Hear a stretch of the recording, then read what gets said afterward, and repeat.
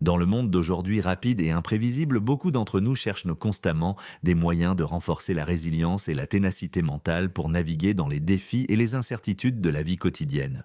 Une philosophie ancienne qui a subi l'épreuve du temps et offre une sagesse pratique pour les temps modernes est le stoïcisme.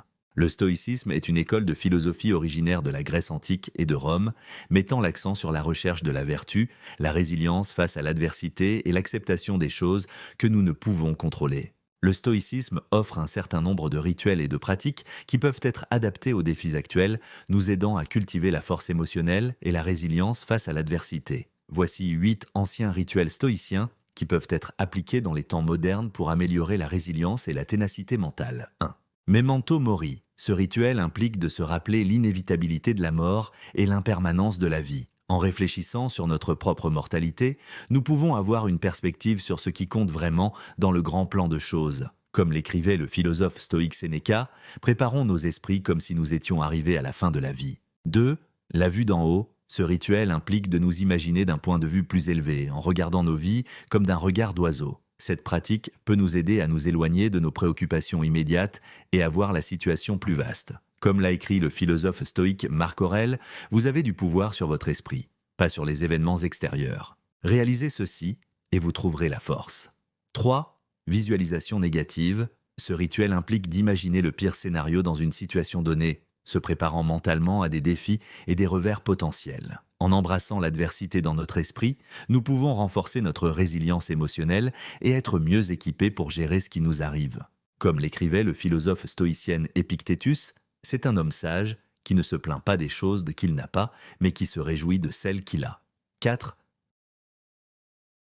Premeditatio malorum. Ce rituel implique de répéter mentalement les obstacles potentiels et les revers avant qu'ils ne se produisent, se préparant au pire tout en espérant le meilleur. En visualisant les défis à l'avance, nous pouvons construire la force émotionnelle et la résilience pour faire face à tout ce qui vient à notre façon. Comme le a écrit le philosophe stoïciste Sénéca, nous souffrons plus souvent dans l'imagination qu'en réalité. 5.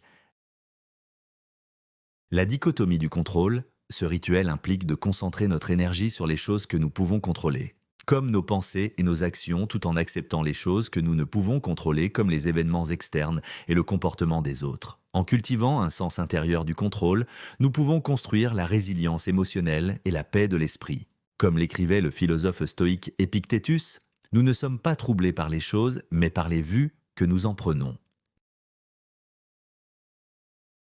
6. Autoréflexion. Ce rituel implique d'examiner régulièrement nos pensées, nos émotions et nos actions en cherchant à les aligner sur nos valeurs et nos principes. En cultivant la conscience de soi et l'introspection, nous pouvons construire la force émotionnelle et la résilience face à l'adversité. Comme l'a écrit le philosophe stoïque Marc Aurèle, le bonheur de votre vie dépend de la qualité de vos pensées. 7. Journalage quotidien. Ce rituel implique d'écrire nos pensées, nos émotions et nos réflexions au quotidien, de gagner en clarté et en perspicacité dans notre monde intérieur. En journalant régulièrement, nous pouvons traiter nos expériences et nos émotions, renforcer la résilience émotionnelle et la conscience de soi. Comme l'écrivait le philosophe stoïciste Sénéca, nous devrions tenir un journal de nos pensées, de nos émotions et de nos actions, réfléchir à nos vies et nous efforcer de nous améliorer. 8. Signalisation de la vertu. Ce rituel implique d'agir en harmonie avec nos valeurs et nos principes, en démontrant la vertu et l'intégrité de nos pensées, paroles et actes. En cultivant la vertu et le caractère moral, nous pouvons construire la force émotionnelle et la résilience face à l'adversité. Comme l'écrivait le philosophe stoïcien Épictétus, d'abord dites-vous ce que vous seriez, puis faites ce que vous devez faire.